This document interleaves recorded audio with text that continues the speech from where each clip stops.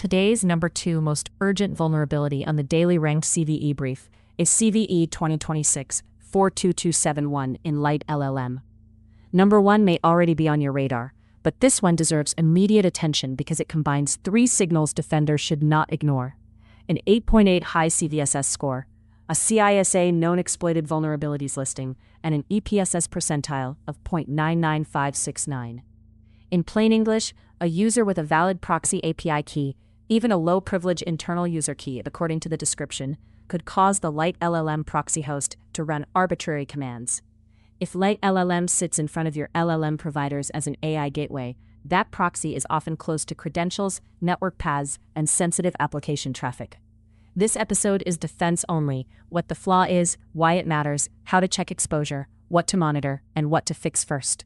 LiteLLM is described by NVD as a proxy server, or AI gateway, used to call LLM APIs in OpenAI or native format.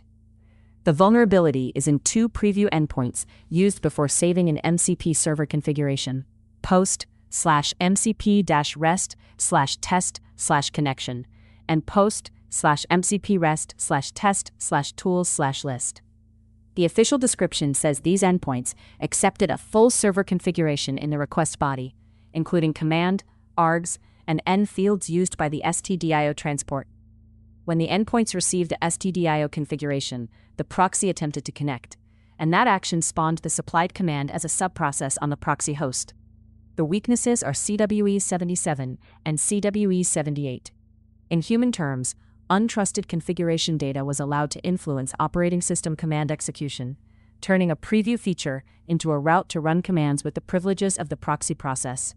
Verdict: this is a high-severity authenticated command execution issue, and the score is justified.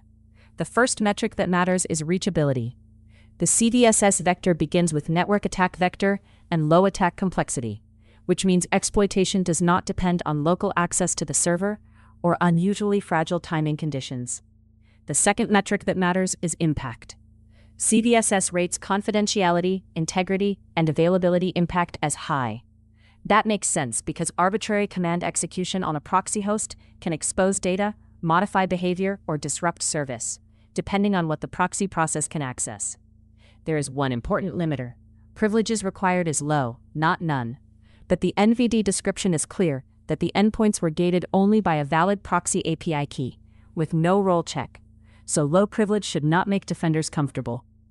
The reason this lands at number 2 today is not just the CVSS number. CISA KEV status means this vulnerability is on the known exploited vulnerabilities catalog. For prioritization, that is a major difference between a scary-looking bug and one with real exploitation signal. The EPSS percentile, 0.99569, adds more pressure. It places this CVE extremely high relative to other vulnerabilities in predicted exploitation likelihood. For a normal high-severity application flaw, you might schedule based on asset criticality. For a KEV-listed command injection path in an AI gateway, the default should be act now. The business impact is straightforward. If your LiteLLM proxy is reachable by internal users, automation, applications, or service accounts with API keys, then compromised or misused low-privilege keys could become a host-level incident. Conceptually, the attack path is dangerous because it crosses a trust boundary. A preview endpoint sounds like a safe validation step: test a connection, list tools, confirm a configuration before saving it. But the description says the endpoint accepted a full MCP server configuration, including fields that control the stdio transport. With stdio, connecting is not just a network check. It can involve starting a local subprocess on the proxy host. The missing control was role validation. The endpoints were gated only by a valid proxy API key, and NVD explicitly says any authenticated user, including holders of low-privilege internal user keys, could run arbitrary commands. That means defenders should think beyond internet exposure. Internal portals, developer keys, CI systems, shared testing accounts, or application-held keys could all be part of the reachable surface if they can call those endpoints. To check exposure, start with asset inventory. Identify every LiteLLM proxy or containerized LiteLLM deployment you operate, including development and staging environments. The official description states the affected range, is from version 1.74.2 to before version 1.83.7, and that the issue has been patched in version 1.83.7. Use the vendor advisory and release information for exact confirmation in your environment, especially if you consume LiteLLM through a downstream package or platform. Next, check whether the proxy API is reachable from user workstations, internal applications, CI runners, or other services. Then inventory valid proxy API keys, especially low-privilege internal user keys. Finally, review whether those two MCP preview endpoints are accessible in your deployment path. The key question is simple: could any authenticated caller reach the vulnerable preview behavior on an unpatched LiteLLM proxy? The primary remediation is to update to the patched version identified in the advisory, 1.83.7. Treat that as the immediate fix, not as a long-term project. If you cannot patch instantly, reduce reachable exposure while you work. Restrict access to the LiteLLM proxy API to only trusted networks and services.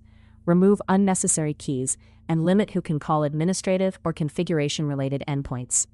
Rotate proxy API keys if there is any chance they were broadly shared, logged, embedded in automation, or accessible to untrusted users.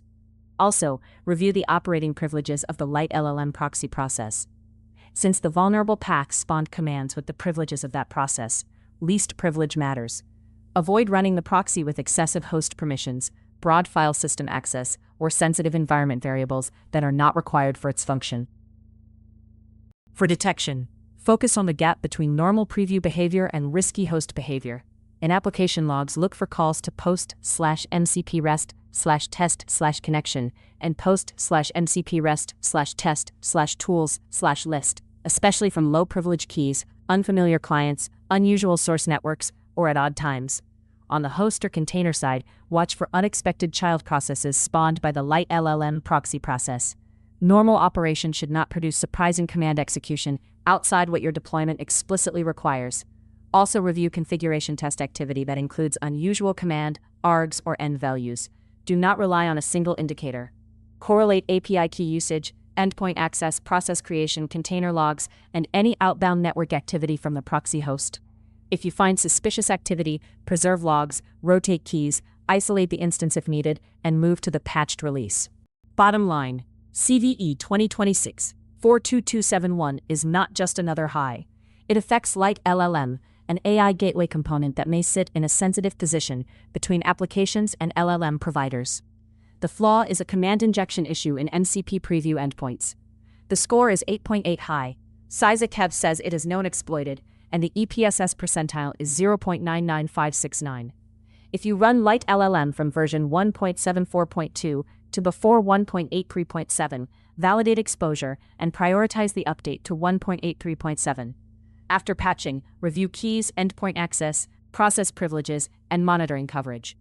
This is the Daily Ranked CVE Brief, What to Patch First, ranked by real exploitation signal from CISA KEV, First EPSS, and CVSS. Subscribe for tomorrow's ranked list, and the full ranked report is linked in the description.